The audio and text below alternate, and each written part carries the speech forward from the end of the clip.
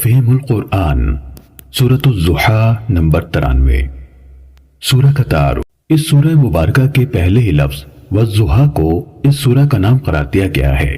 اس کا مضمون صاف بتا رہا ہے کہ یہ مکہ معظمہ کے بالکل ابتدائی دور میں نازل ہوئی ہے۔ روایت سے بھی معلوم ہوتا ہے کہ کچھ مدت تک وحی کے نزول کا سلسلہ بند رہا تھا، جس سے حضور سخت پریشان ہو گئے تھے اور بار بار آپ کو یہ اندیشہ لاحق ہو رہا تھا کہ کہیں مجھ سے کوئی ایسا قصور تو نہیں ہو گیا جس کی وجہ سے میرا رب مجھ سے ناراض ہو گیا ہے اور اس نے مجھے چھوڑ دیا ہے۔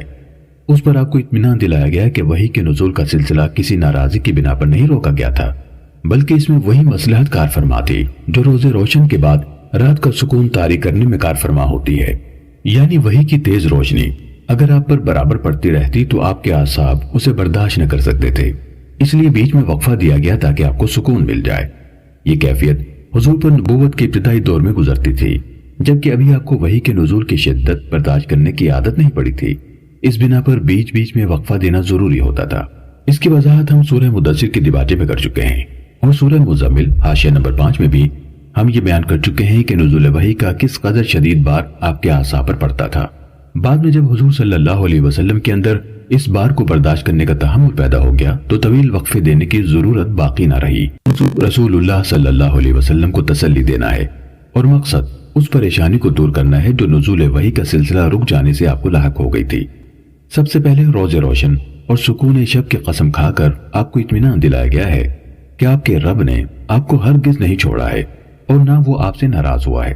اس کے بعد آپ کو خوشخبری دی گئی ہے کہ دعوت اسلامی کے ابتدائی دور میں جن شدید مشکلات سے آپ کو سابقہ پیش آ رہا ہے، یہ تھوڑے دنوں کی بات ہے۔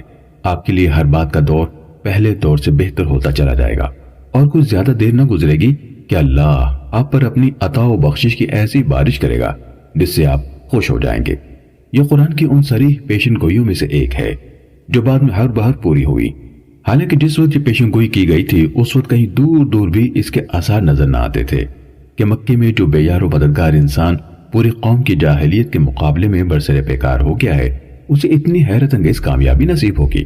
اس کے بعد اللہ تعالیٰ نے اپنے حبیب صلی اللہ علیہ وسلم سے فرمایا ہے کہ تمہیں یہ پریشانی کیسے لاحق ہو گئی کہ ہم نے تمہیں چھوڑ دیا ہے اور ہم تم سے ناراض ہو گئے ہیں؟ ہم تو تمہارے روز پیدائش سے مسلسل تم پر مہربانیاں کرتے چلے آ رہے ہیں۔ تم یتیم پیدا ہوئے تھے، ہم نے تمہاری پرورش اور خبرگیری کا بہترین انتظام کر دیا۔ تم ناواقف راہ تھے، ہم نے تمہیں راستہ بتایا۔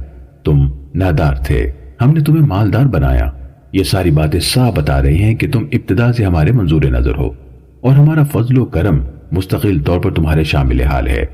اس مقام پر سورہ طٰہٰ آیات 37 تا 42 کو بھی نگاہ میں رکھا جائے، جہاں حضرت موسیٰ علیہ السلام کو فرعون جیسے جبار کے مقابلے میں بھیجتے وقت اللہ تعالیٰ نے ان کی پریشانی دور کرنے کے لیے انہیں بتایا ہے کہ کس طرح تمہاری پیدائش کے وقت سے ہماری مہربانیاں تمہارے شامل حال رہی ہیں۔ اس لیے تم اطمینان رکھو کہ اس خوفناک مہم میں تم اکیلے نہ ہوگے بلکہ ہمارا فضل تمہارے ساتھ ہوگا۔ آخر میں اللہ تعالیٰ نے نبی صلی اللہ علیہ وسلم کو بتایا ہے کہ جو احسانات ہم نے تم پر کیے ہیں ان کے جواب میں خلق خدا کے ساتھ تمہارا کیا برتاؤ ہونا چاہیے اور ہماری نعمتوں کا شکر تمہیں کس طرح ادا کرنا چاہیے۔